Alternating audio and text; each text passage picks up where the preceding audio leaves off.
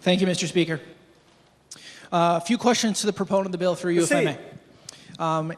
One of the overlying questions I have is, as many of us have experienced in our districts, high schools, even middle schools, have the problem of these vaping products in schools.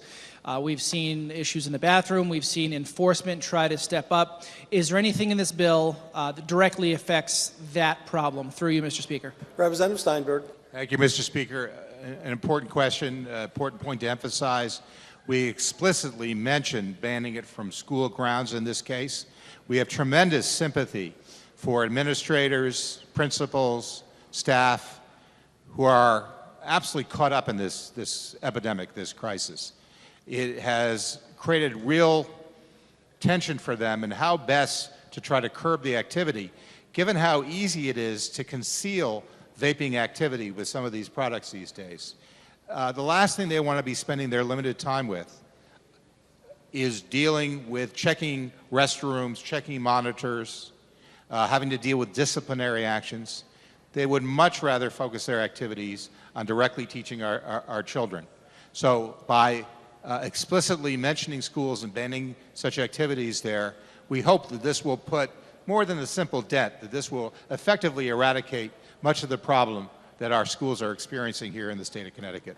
Through you, Mr. Speaker. Representative Sredzinski. Thank you, Mr. Speaker. And while I agree with everything the chairman said, is there anything in the bill that directly includes penalties or more strict enforcement of students in high schools using vaping products in bathrooms? Through you, Mr. Speaker. Representative Steinberg. Thank you, Mr. Speaker. No, we do not address that explicitly. We believe that the other restrictions we put in place should hopefully have that impact. Through you, Mr. Speaker. Representative Sredzinski. Thank you, Mr. Speaker. I can appreciate that, and I thank the good chairman for his answers. Earlier during the amendment, when it was debated, the question was asked from the representative from the 105th district whether we knew whether if the proponent was aware of when the fines were last not the fines, but when the fees were increased. Through you, have we had that information received to us? Through you, Mr. Speaker. Representative Steinberg.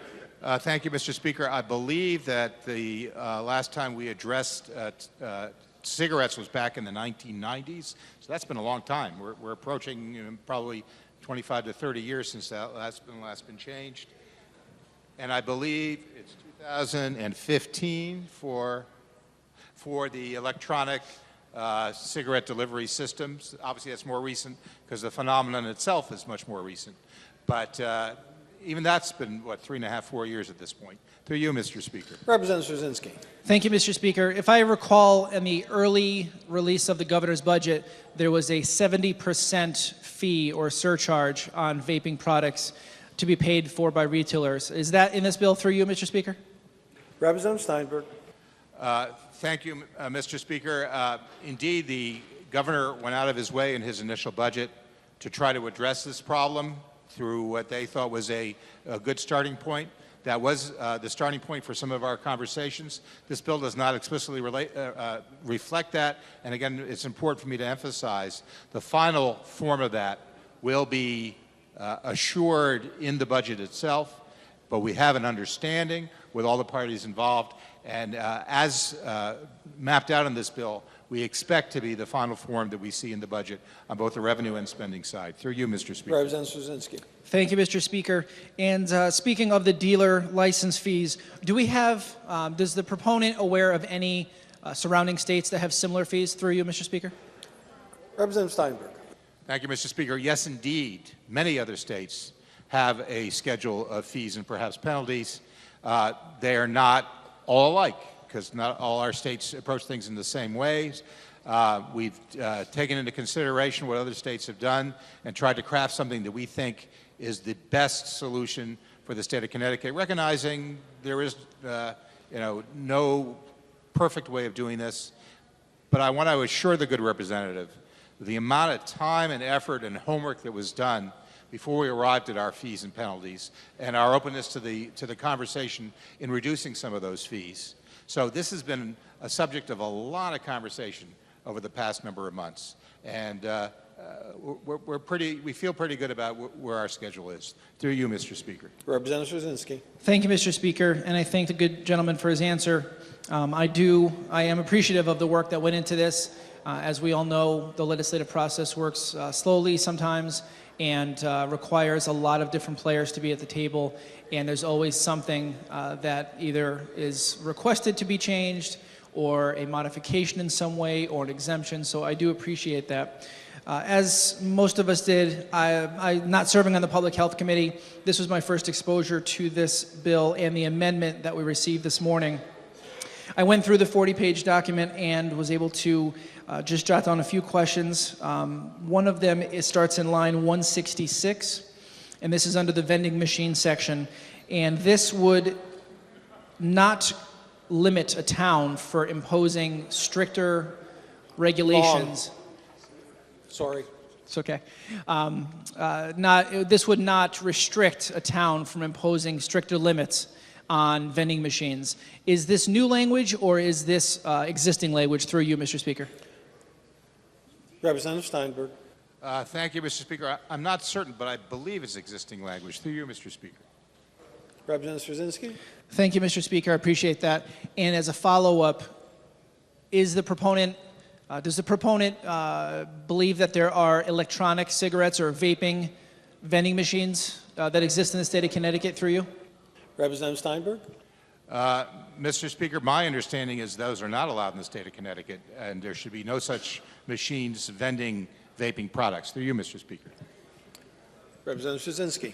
Thank you, Mr. Speaker. I was not aware of any, but again, it's always possible that these things exist, just not at the places I frequent. Moving on to lines 332, there is a discussion on the giving or delivery of a sample, which says sample is done with in accordance with federal laws and regulations. Through you, Mr. Speaker, what are the federal laws and regulations that have to do with giving samples of tobacco products? Representative Steinberg. Thank you, Mr. Speaker. I can say with great confidence, I don't know. Through you, Mr. Speaker. Representative Sredzinski. Thank you, Mr. Speaker. I have not heard or I have not seen any samples getting given out. Of course, obviously in the travels of my day, I travel through gas stations and retail stores, but I've never seen any free samples of cigarettes, nor have I seen free samples of vaping products. Then again, admittedly, I'm not someone who frequents stores that would probably offer those types of things. So is the proponent aware of an ongoing operation of free samples of either cigarettes, tobacco products, or vaping products? Through you, Mr. Speaker. Representative Steinberg. Thank you, Mr. Speaker. To answer the good representative's question explicitly, no, I'm not aware of any sort of operation or activities, though I would submit we should be concerned about anyone who would benefit from creating an addiction in someone. It's a tremendous temptation to find a way to expose people, particularly young people, to something that would be profitable if an addiction was created. So I think that there's cause to be vigilant in this regard. Again, I'm not aware of any specific operation, legally or illegally, to do so, but it's something we might be concerned about. Through you, Mr. Speaker. Representative Sredzinski. Thank you, Mr. Speaker, and I can appreciate that. Moving on to line 398, there's a portion of the statutes that discuss the fact that anyone with the possession or intent to sell an electronic nicotine delivery system or vapor product needs to be employed by or directly affiliated with a business entity that maintains a dealer registration. Through you, Mr. Speaker, is this intended to provide a black market for electronic cigarettes? Through you. Representative Steinberg. Thank you, Mr. Speaker. My response would be certainly not. I think the goal is, again, to assure reputable entities are involved with sales or distribution. Through you, Mr. Speaker. Representative Sredzinski. Thank you, Mr. Speaker. Maybe I can clarify or explain a little bit. So my understanding is now you need to go to a retail facility, whether it's a grocery store, a pharmacy, a gas station, retail, or a vaping store, and purchase these products. I would imagine that there is probably some market for younger people. If someone were to go to one of these establishments and buy perfectly legally electronic cigarettes or electronic cigarette products, and then turn them around and, let's say, mark it up 10% and sell them to kids, that obviously would be something that should be illegal. It's something that should be penalized. And the reason for my question was I would imagine that it's currently illegal now, and my follow-up was going to be why were we addressing the statutes, but the good chairman has addressed my concerns. Just a few more questions through you, Mr. Speaker. In lines 505, it says that no person in the state may manufacture an electronic nicotine delivery system unless they've obtained a manufacturer registration form. Is this something that we have in our state, a manufacturer of electronic cigarettes, through you, Mr. Speaker? Representative Steinberg. Thank you, Mr. Speaker. To answer the representative's question, I don't know if there are in the state of Connecticut, but I think the intention of this section is to assure, along the lines of the representative's previous comments, that again, that when we talk about a manufacturer, it is a reputable, responsible, professional manufacturer and not somebody doing some things in their garage or basement. The goal would be that any such product manufactured has some integrity to it, and our intention is to keep anybody else out of the business of manufacturing such products. Through you, Mr. Speaker. Representative Sredzinski. Thank you, Mr. Speaker. In line 624, that subsection B discusses some what I believe to be exemptions, and there's a lot of language that's been deleted and a lot of language that has been added. If the good chairman could just clarify the intention behind this subsection, and am I accurate in understanding that this is to exempt businesses where persons under the age of 21 shouldn't be in the first place? Through you, Mr. Speaker. Representative Steinberg. Thank you, Mr. Speaker. If I understand the representative's comments, that section 3 sub B is not so much exemptions. The changes that the good representative sees there are really, I believe, nomenclature changes. It's important to make the distinction between under 21 and minors because, as we mentioned earlier on, there are a number of different contextual definitions of minor depending upon the circumstance. We want to be perfectly explicit, anybody under the age of 21. And there's also change from retail establishment to business entity. I'm not a lawyer. Apparently that's the better answer for how we should use it in this context. I believe that's the intent of the revisions to this section. Through you, Mr. Speaker. Representative Sredzinski. Thank you, Mr. Speaker. And that was one of the concerns I had with this bill, was that if that was an exemption, I could understand why there may be a thought that if there's an establishment where there shouldn't be anyone under the age of 21, let's say a liquor store, obviously a minor should not be in a liquor store unless accompanied with a parent. So in theory, there wouldn't be anybody in there under the age of 21. Therefore, there wouldn't be any restrictions on checking IDs. But as we all know, the reality of the situation is that people under the age of 21 do find their way into liquor stores, whether it's because of lax security or because of fake IDs, what have you. So I was just going to clarify that, and I'm glad the good chairman was able to clarify that. The last question I have begins on it's line 645, and it discusses how the Commissioner of Mental Health and Addiction Services shall conduct the unannounced compliance visits. It was discussed already. My question to the proponent of the bill was, did the committee consider using the Department of Consumer Protection? Through you, Mr. Speaker. Representative Steinberg. Thank you, Mr. Speaker. We believe very strongly that DEMAS is the appropriate agency to engage in these compliance activities. This is something they do traditionally. This is an area for which they have expertise. And we're highly confident that DEMAS is the appropriate agency in this case. DCP on occasion is involved with a number of enforcement actions, but when it comes to this aspect of compliance, we believe that DEMAS is the appropriate entity to deal with compliance. Through you, Mr. Speaker. Representative Sredzinski.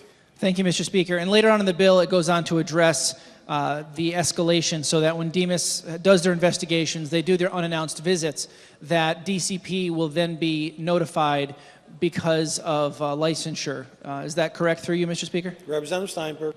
Thank you, Mr. Speaker. To be clear, that if there is an instance of lack of compliance identified by DEMAS, The appropriate enforcement authority to be informed would be DRS, in this instance, as the bill enumerates. As I've explained earlier, DRS has experience with enforcement actions going back a long ways with cigarettes, and we have added the e-cigarette vaping responsibilities for enforcement to them as well, and we've explained the precise process of how they would deal with such violations in the bill. Through you, Mr. Speaker. Representative Sredzinski. Thank you, Mr. Speaker. Through you, what is the state agency that issues the dealer licenses through you? Representative Steinberg. Thank you, Mr. Speaker. In the case of the e-cigarette and vaping equipment, that would be DCP. In the case of cigarette products, that remains DRS. Through you, Mr. Speaker. Representative Sredzinski. Thank you, Mr. Speaker, and I thank the chairman for his clarifications. I know that this is a problem that has existed in the state of Connecticut and frankly nationwide, if not globally. I think it's important that we keep our young people off of nicotine as long as possible, away from the harmful effects of smoking, whether it be traditional combustible tobacco or chewable tobacco or electronic cigarettes in some way. There are still some details that I'm working out. I will listen to the rest of the debate, but I want to thank the good chairman for his time.